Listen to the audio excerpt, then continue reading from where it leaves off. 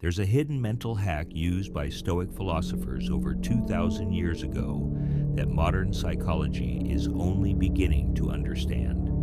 And ignoring it might be the reason your anxiety, emotional spirals, or obsessive thoughts never really go away. Here's the uncomfortable truth.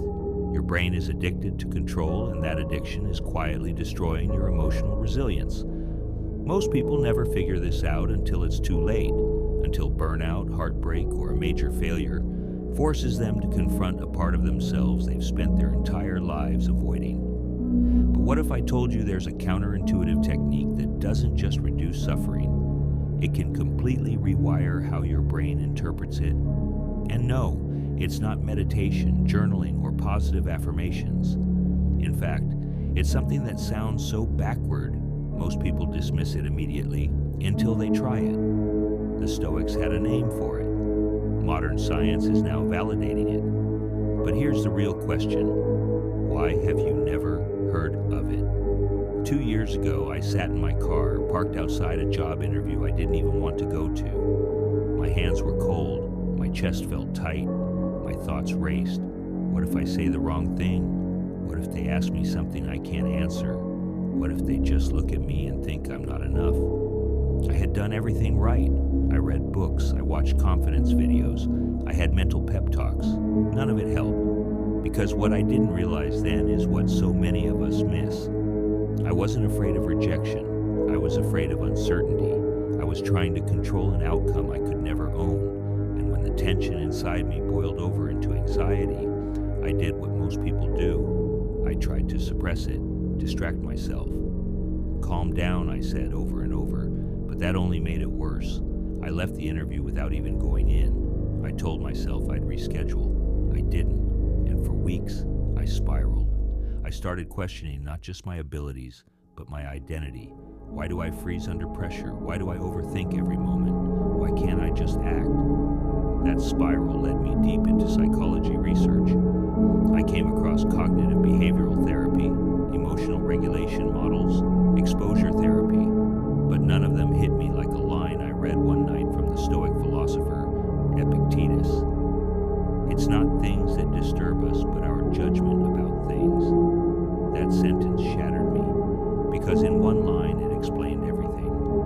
I wasn't anxious because of the interview, I was anxious because of my interpretation of what might go wrong. I was reacting to imagined futures as if they were real. That's when I uncovered the Stoic brain hack.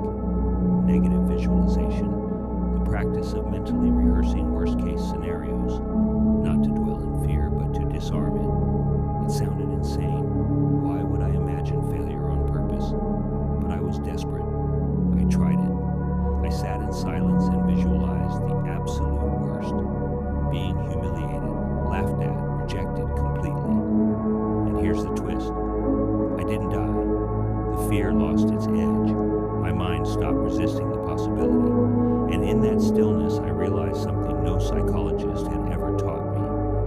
When you voluntarily face the outcome you fear most, it stops controlling you. I wasn't calming down, I was accepting reality, and that acceptance gave me power.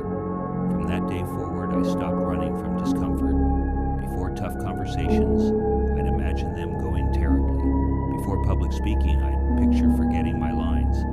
Not to manifest failure, but to accept it. And ironically, by letting go of control, I gained clarity, presence, and emotional stability that no external validation could ever give me. Modern psychology now supports this. What Stoics called negative visualization is echoed in cognitive reappraisal, exposure therapy, and even performance coaching. But here's what matters. This is more than a trick. It's a fundamental reprogramming of how your brain handles uncertainty. Because once you train your mind to stop fearing what it cannot control, you begin to reclaim what's always been yours. Your judgment, your decisions, your peace. And that's something even the most advanced therapy can't hand you. Only you can choose it. So if you're tired of overthinking, emotional paralysis, or the invisible pressure to control outcomes, you now have the tool to free yourself. Practice it. Use it daily. And remember, you don't rise above your emotions by fighting them. is by observing them, accepting them, and choosing your response. That's the Stoic brain hack psychology can't ignore. And now that you know it, the only question left is, will you actually use